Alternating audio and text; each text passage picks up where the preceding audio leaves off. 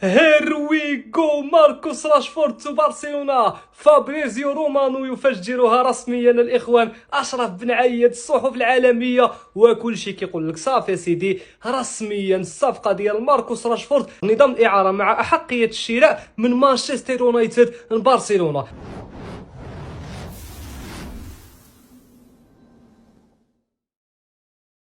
كاين اللي غادي يقول لي ومالك فرحان هادشي كامل، راه توتال ماركوس راشفورد ماشي لويس دياز ولا اديمولا لوكمان. ماشي مشكل، انا جيت خصيصا في هذا الفيديو باش نشرح لكم واحد الحاجه مهمه في هذه الصفقه ديال راشفورد الاخوان، ونقول لكم باللي لا تقل اهميه عن لويس دياز ولا لوكمان ولا ليا ولا اي واحد في هادو. اولا الاخوان، والحاجه اللي بزاف الناس ما كيلاحظوهاش او ما عارفينهاش، هي ان راشفورد صغير على لويس دياز في السن. في خباركم هذه ولا لا؟ بزاف ديال الناس فاش كيسمعوا راشفورد كيحسب لهم شي بيخ وشي واحد شارف، ودياز زعما شي واحد باقي في البدايات ديالو. راه الفرق الوحيد الاخوان اللي خلانا نحسوا براشفورد باللي كبير ودياز صغير هو ان دياز بان معطل وراشفورد بان شحال هادي مده وحنا كنقولوا الموهبه وكذا واعر وزيد وزيد وزيد. فدابا ضرب معنا تيمبورادا طويله ولافنا على راشفورد، فصافي الناس ولا كيبان لهم راشفورد قدام وشرف الاخوان، اما هو راه صغير بالشهوره على لويس دياز. زيد عليها الثمن ديال لويس دياز راه خيالي. ليفربول الاخوان خصهم 85 مليون يورو، من تجيب لهم البارسا في ديال المشاكل اللي عندها وما تقدرش تسجلوا وزيد وزيد بزاف ديال المشاكل.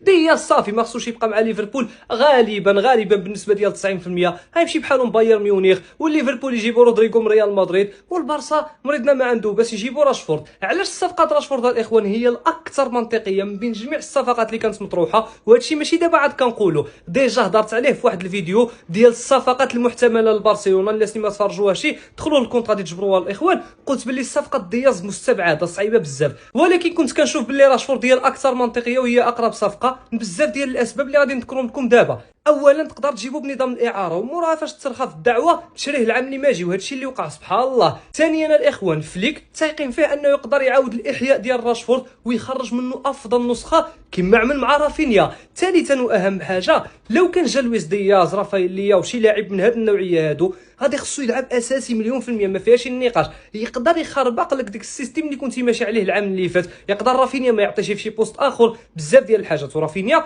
راه من اهم الركائز ديال الفريق. بينما راشفورد الاخوان ما غاتجبرش معاه المشكل. علاش؟ لاعب اللي كان كيحمق خصو يلعب مع البارسا وقادر يضحي باي حاجه. دونك راشفورد ما غيعمل لكش المشكل في الاحتياط، يقدر يلعب احتياط فاش تحتاجو تدخل ويعطي، ولا ما دخلتهش ماشي مشكل. هنايا غادي تكون ضمنتي العمق ديال الدكه، تكون عندك دكه بدلاء واحتياط اللي واعر تقريبا بنفس الكاليتي ديال الاساسيين. نهار يتقصح لك شي واحد من الاساسيين، نهار يعيا، نهار يخرج، نهار زيد اي ظرف من الظروف تجبر عندك في الاحتياط لاعبين بالقيمه ديال راشفورد. فيران توريس اللي كان العام اللي فات كيدخل وكيعتق الصراحه ديال الله، وحتى اذا قدرتي تلعبوا اساسي وخلقتي شي مركز اخر من رافينيا في وسط الملعب، فهيدا غادي تكون عملتي واحد الهجوم ديال الرعب. راشفورد ورافينيا وليفاندوفسكي ولامين يامال، وهنايا الامور غادي تمشي مزيان الاخوان. فبالنسبه لي الصفقه ديال راشفورد هي الاكثر منطقيه ومتفائل بها من اقصى درجه الصراحه ديال الله الاخوان، وكنتوقع غادي يعطي مزيان مع البارسا. ولكن بغيت الراي ديالكم حتى نتوما، خليوها لي في لي كومونتير وتهلاو.